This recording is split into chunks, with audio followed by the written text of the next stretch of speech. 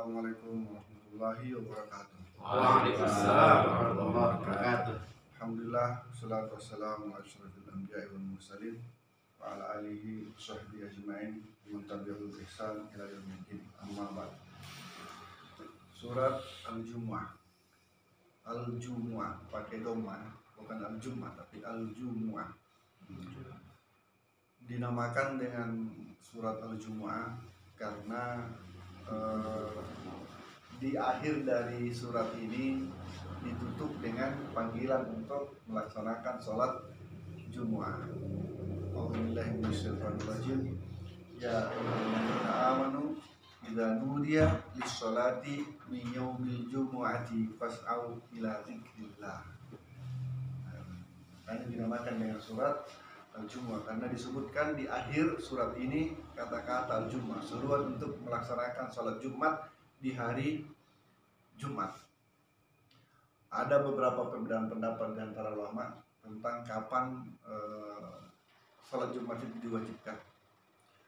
Ada yang mengatakan sebelum Rasulullah hijrah ke Madinah, tapi mayoritas ulama mengatakan bahwa sholat Jumat itu diwajibkan setelah Rasulullah sampai di Madinah. Jadi waktu di Mekah itu tidak wajib sholat Jumat. Itu yang pertama.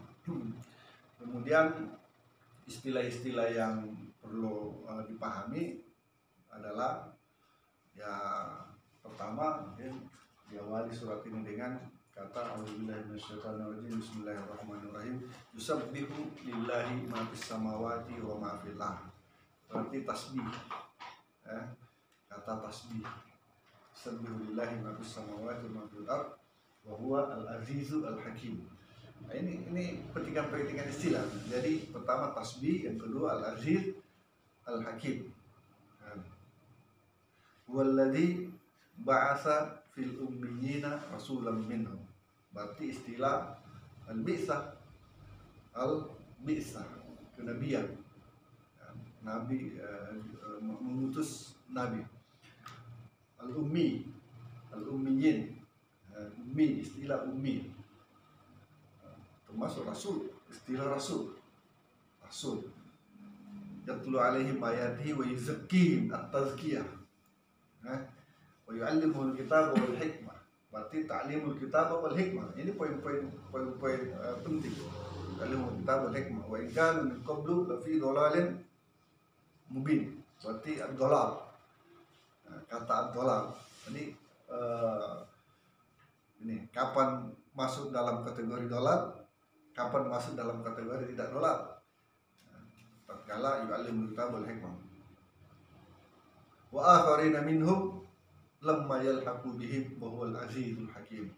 Al-aziz al-hakim. Itu beberapa kata-kata yang harus dipahami dengan baik. Ini udah selesai 4 ayat kan? Sampai di situ.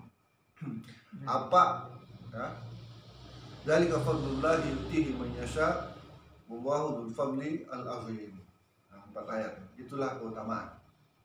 Jadi keutamaan yang masuk dalam kategori mendapat keutamaan dari Allah Subhanahu wa taala, atau umat yang mendapat keutamaan adalah yang karakteristiknya itu disebutkan dalam 4 ayat pertama itu.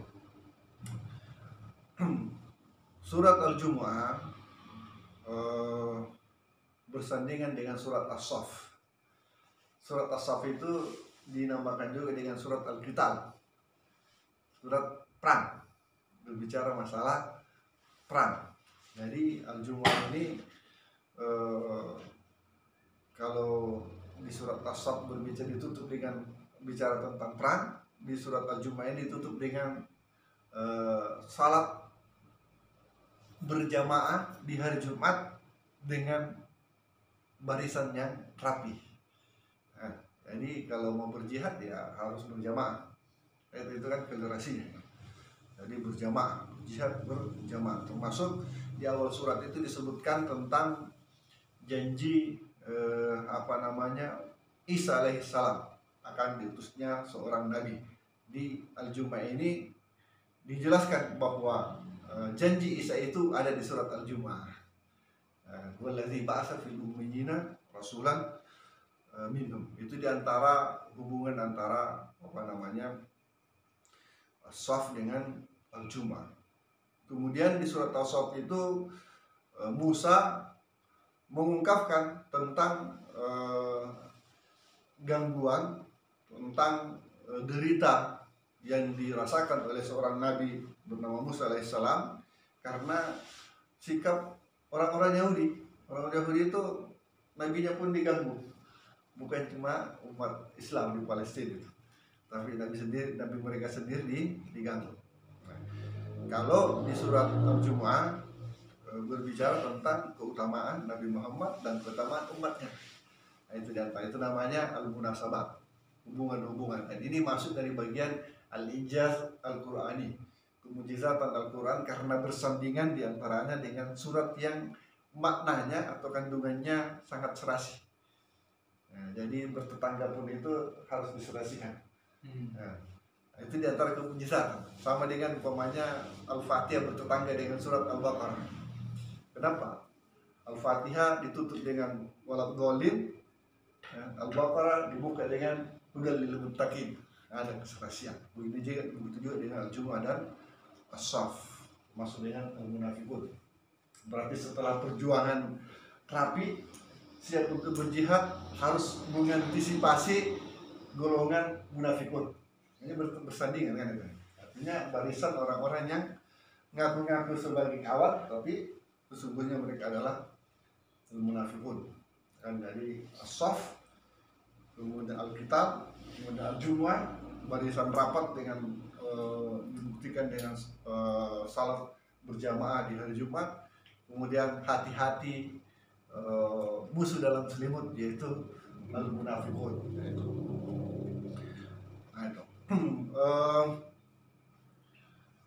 Yusabbihu lillahi ma fis samawati wa ma fil ardh.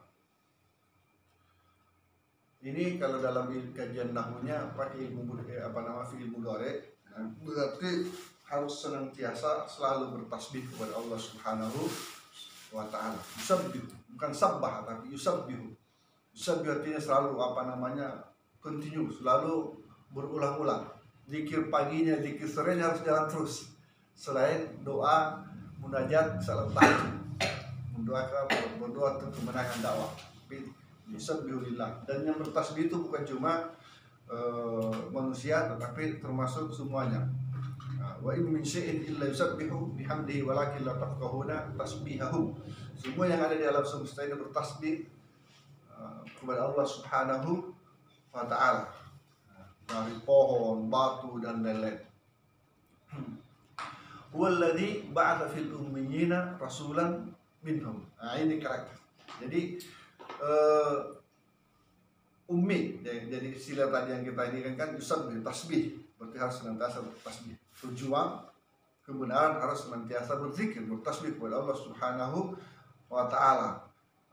Ya termasuk air. Pejuang dakwah nggak ngerti zikir apa yang harus dilakukan di pagi dan sore dalam setiap hari. Minimal zikir pagi berjalanlah maksurat, zikir pagi dan zikir sore, kan? Nah, ini kan diantara syarat kemenangan, tasbih. Ini kata kunci, tasbih, sabbih, zikir pagi dan zikir sore. Nah, belum lagi zikir-zikir berbanyak, la ilaha illallah, istighfar. Diantara forma istighfar adalah memudahkan kemenangan. Dia Allah Subhanahu wa ta'ala yang mengutus kepada fil ummiyin. Jadi orang Arab itu dulu memang banyak yang ummi, tidak bisa membaca dan tidak bisa menulis. Banyak juga yang bisa membaca dan bisa menulis. Tapi umat Islam rata-rata tidak bisa membaca dan tidak bisa menulis, kecuali Utsman bin Affan bisa membaca, bisa menulis. Ali bin Abi Thalib bisa membaca dan bisa menulis. Tapi mayoritas termasuk orang-orang kafir itu banyak yang tidak bisa membaca dan tidak menulis. Adanya dimaksud dengan al-ummi di sini adalah orang-orang Arab. Nah, jadi Nabi ummi diutus kepada ummi. Nah, gitu kan. Nah, untuk apa? Nah, disinilah kita mengambil kunci, karena kunci murabbi yang sukses adalah yang punya binaan. Yatlu alaihim ayatihi. Nah, ini yang pertama. Jadi yang pertama adalah yatlu alaihim ayatihi. apa namanya, supply dakwah, supply bahan dakwah itu adalah apa? Ayat Allah Subhanahu wa Ta'ala. Semua yang berasal dari Quran, dan harus diyakini bahwa semua yang berasal dari Quran itu adalah sebuah kebaikan. Ya. Madin fi hukmuk adlun fi qada'u. Ya, itu ketetapan Allah dalam surat Al-Quran, semuanya benar. Dan kita tidak boleh menggugat kebenaran Allah Subhanahu wa Ta'ala apapun itu. Yatlu alaihim ayatin wa yuzakkihim, mensucikan jiwanya. Kenapa? Banyak orang berilmu tapi hatinya kurang bersih, ya kan? Tidak bisa melihat orang bahagia, ya kan? Bahagia hanya milik dia, padahal bahagia adalah milik kita bersama. Kita berdakwah itu adalah untuk apa? Untuk menghadirkan kebahagiaan bersama, sama-sama berbahagia, sama-sama sama-sama sukses dalam bisnis. Kenapa? Ya kalau kawan kita sukses, bahagia, kita juga akan kepercikan. Kan kata Rasulullah, ni'mal mal indal abdis soleh, sebaik-baik harta kekayaan itu yang dimiliki oleh orang yang soleh. Jadi sebaik-baik pengusaha adalah pengusaha yang soleh. Jadi nggak perlu kita ini kan. Ya kalau pengusaha soleh, uang 20 juta gampang dikasih kita kan. Dan saya rasakan itu dulu waktu di Aceh tuh banyak, walaupun apa aja juga yang nggak sukses. So, kalau saya sukses, saya kasih Ustaz dulu. Bahkan ada yang mau apa namanya, baru mau merintis apa namanya itu, bangun rumah, jadi apa istilahnya, ini developer mau bangun rumah, udah ada gambarnya tuh. Saat ini rumah ini klaster, rumah klaster tuh. Apa itu klaster? Rumah mewah saat. Terus kan, Ustaz mau yang mana? Loh, saya cuma dikasih, iya dikasih Ustaz terserah, kalau saya kasih Ustaz mau jual, yang penting itu milik Ustaz. Subhanallah kan. Tapi ternyata ketipu dia, nggak jadi dapat rumah kita. Tapi intinya apa? Kan itu kan, kawan bahagia, yuzakkihim, hati yang bersih itu menyebabkan ya kita bahagia. Kalau kawan kita bahagia, kenapa? Ya kalau kawan kita bahagia, kita juga kena bahagianya. Kalau kawan nggak bahagia, malam-malam pun kita ditelepon, Ustaz ini ada masalah, tolong datang. Wa yuzakkihim, jadi pertama yatlu alaihim ayatihi, yang kedua wa yuzakkihim, yang ketiga ayat ini wa yu'allimuhumul kitaba wal hikmah. Kalau yang tadi pertama ini kan yatlu, jadi ibaratnya apa? At-ta'rif ya, al-fikr, at-ta'rif itu diberikan, disampaikan, di apa namanya, disampaikan kebaikan-kebaikan. Kalau yang ketiga ini yatlu apa namanya, yu'allimul kitaba wal hikmah, ini sudah dalam tahap pengamalan. Ya kita jadi sudah kan apa namanya, paham apa itu kan kutuat ya.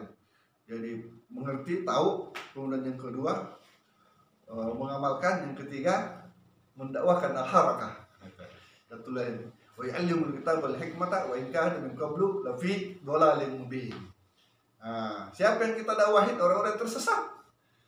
Bukan domba-domba, itu istilah orang kan. Kita kan jadi orang-orang yang artinya kita ajak mereka untuk kembali ke jalan yang lurus. Ini yang harus menjadi ciri khas dakwah kita. Kalau dalam partai, ciri khas partai kita apa? Ya, wa in kanu min qablu lafi dhalalin mubin. Orang-orang yang tidak berada di apa namanya, di atas jalan yang lurus, kita kembalikan ke jalan yang lurus dengan dakwah ini. Mulai di apa? Tiga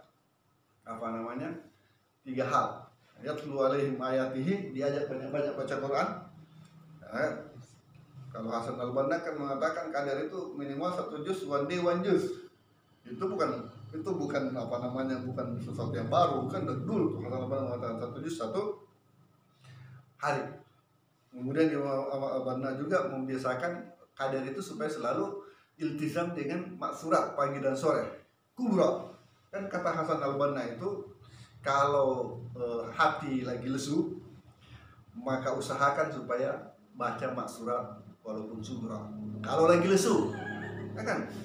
Itu kan kata Hasan al-Banna itu. Jadi kalau semangat lagi kurang pas, kurang fit semangat dakwah, maka bacalah maksurat sugra aja.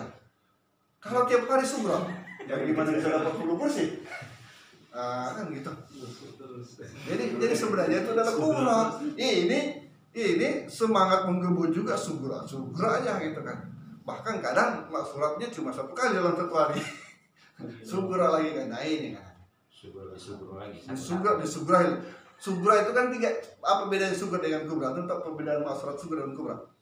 Kalau surat kubra itu ayat-ayat Qur'annya diperbanyak, ya kan? Semua ayat-ayat Qur'an itu masuk kita. Yang kayak apa itu? Allahu la ilaha illahu, kan itu. Hamim wal kitabil mubin. Hamim tanzilul kitabil azizil alim wa fil zambi wa qabil taub. Itu kan itu. Jadi ayat itu sempurna itu kalau kubra. Nah, kemudian doa-doanya 3 kali. Nah, itu kubra. Kalau sugra, doa-doanya 3 kali, tapi ayatnya cuma sampai Al-Fatihah, kan ayat awal surat Al-Baqarah, kemudian ayat kursi, kulhu, Al-Falaq, An-Nas, langsung kan itu sugra. Ya kan, doa-doanya 3 kali. Ya kan, ini sudah sugra, doanya cuma 1 kali. Nah, gitu. Jadi itu. Nah, ini yang harus dibenahi gitu kan itu. Jadi ini 3. Bagaimana menjadi dai yang produktif, murabbi yang produktif adalah pertama ya alaihim ayatihi, selalu baca Quran. Kan baca Quran. Yang kedua wa yuzakki, mengamalkan Al-Qur'an hingga hati bisa bersih, safaul qalb gitu. Hati bisa bening, dan hati yang bening itu luar biasa. Kalau kita ngomong pakai hati itu tersentuh orang itu. Beda yang kalau ngomong pakai kesal-kesal itu, nggak pakai hati gitu.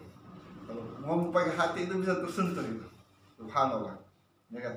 Saya ini sebagai contoh. Saya di grup alumni pesantren, ada yang nanya, itu Muhammad Rum alumni bukan? Ada yang bilang alumni dia, 6 tahun dia di pesantren, kan? Terus ada yang bilang, yang mana orangnya tuh? Oh, dia orangnya yang ramah, suka senyum, dan nggak pernah marah dia, nggak sombong. Itu 30 tahun yang lalu. Loh, orang menilai saya kayak gitu. Subhanallah, kan itu. Atau mungkin apa? Mungkin kita ya, karena hati yang bersih, dia udah nilai kayak gitu. Saya sampai saya nggak komentar sedikit pun, tapi terharu. Orang menilai saya seperti itu kan itu. Orang yang nggak sombong itu kan, orang yang nggak sombong, suka tersenyum, ramah dia. Ya kan? Ternyata waktu kita teman-teman kita kecil-kecil juga menilai kita kan gitu. Nah ini kan pakai hati kan kita. Suka menabung. Suka menabung. jadi pakai hati kan ini. Ya wa yuzakkihim wa yu'allimuhumul kitaba wal hikmah. Kenapa perlu yuzakkihim ini? Karena ini diantara penyebab kesuksesan dalam berdakwah kan. La yadkhulul jannata man kana fi qalbihi mithqala dzarratin min kibrin. Kita berdakwah itu apa? Untuk keselamatan akhirat, bahagia dunia, selamat akhirat, dunia hasanah, fil akhirat hasanah. Dan yang untuk bisa selamat dunia akhirat adalah hati yang tenang.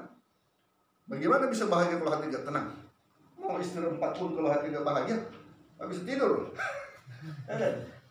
Satu pun kalau nggak bahagia, hati tidak tenang, nggak bisa tidur kita kan kita.